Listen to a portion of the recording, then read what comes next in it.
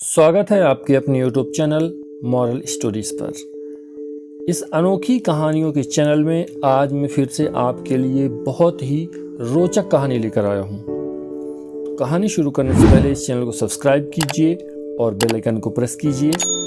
बिना समय गवाए इस कहानी को शुरू करते हैं कि रावण की नाभि में अमृत कैसे आया। आपने रामायण में यह भी सुना होगा कि रावण को अमरता का वरदान था। रावण की नाभि में अमृत आरोपित किया गया था, जिसके कारण रावण अमर हो गया था। उसे मारना कोई साधारण बात नहीं थी। लेकिन आपको यह जानकर हैरानी होगी कि रावण की नाभि में इस अमृत को स्थापित कैसे किया गया। आज हम इसी के बारे में बात करेंगे। एक समय की बात है, बाली और रावण के बीच युद्ध हुआ, जिसके परिणाम स्वरूप इस युद्ध में महाराज लंकेश को शरीर के अंदरूनी रूप से चोट लगी, जिससे लंकापति रावण बहुत ज़्यादा बीमार पड़ गया था। इसी बात को लेकर मंदोदरी बहुत ज़्यादा चिंतित हो गई और उसने मन ही मन में यह निर्णय लिया कि मैं महाराज रावण को अमर बनाकर ही रहूंगी। मंदोदरी ने अपने पति को अमर बनाने के लिए अपने माता पिता की सहायता ली। मंदोदरी अपने माता पिता के पास पहुंची और उनसे अपनी सारी आप बीती बताई। इससे उसके माता पिता ने हाँ कर दी। लेकिन समस्या यह थी कि मंदोदरी के पास उड़कर जाने की शक्ति नहीं थी, लेकिन मंदोदरी की माँ के पास यह शक्ति थी। उसके बाद मंदोदरी के माँ ने सारी शक्तियाँ मंदोदरी को दे दी, क्योंकि मंदोदरी की माँ एक देवी स्त्री थी। मंदोदरी की माँ से मंदोदरी ने शक्तियाँ प्राप्त करके चंद्रलोक चली गई। चंद्रलोक में जाकर उन्होंने इंद्रदेव के सामने अपने पति यानी कि लंकापति रावण की दीर्घायु के लिए पूजा का बहाना बनाने का ड्रामा रचा। इंद्रदेव तथा वहां के देवता इस बात को समझ नहीं पाए कि मंदोदरी की चाल क्या है, मंदोदरी यहाँ क्यों आई है। वैसे तो साधारण व्यक्ति इस अमृत कलश के कुंड को नहीं चुरा सकता, क्योंकि मंदोदरी के पिता द्वारा उसे स्वर्गलोक में स्थापित किया गया था, वह भी बहुत ही चमत्कारिक तथा विद्युत शक्तियों के द्वारा इस कलश को स्थापित किया गया था, जिसे कोई भी व्यक्ति इसे नहीं ले जा सकता।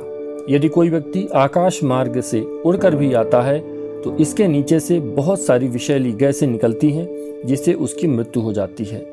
और यदि कोई व्यक्ति इसके पास चलकर जाए तो भी उसकी मृत्यु निश्चित होती है, क्योंकि उसके चारों ओर गर्म लावा निकलता रहता है। इसलिए सामान्य मनुष्य के लिए इस अमृत कलश को चुराना कोई साधारण बात नहीं थी।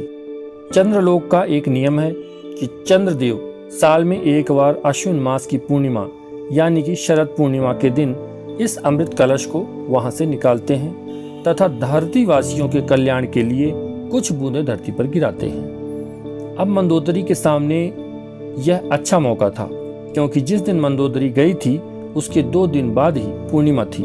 इसलिए मंदोदरी को अमृत कलश चुराने का अच्छा मौका मिल गया। जैसे ही पूर्णिमा की रात्रि को चंद्रदेव ने अमृत कलश वहां से बाहर निकाला, तभी रावण की पत्नी मंदोदरी ने मौका पाकर अमृत कलश को चुरा करके भागने लगी, जिसके कारण देवताओं को इसका पता चल गया और देवताओं ने मंदोदरी का पीछा किया।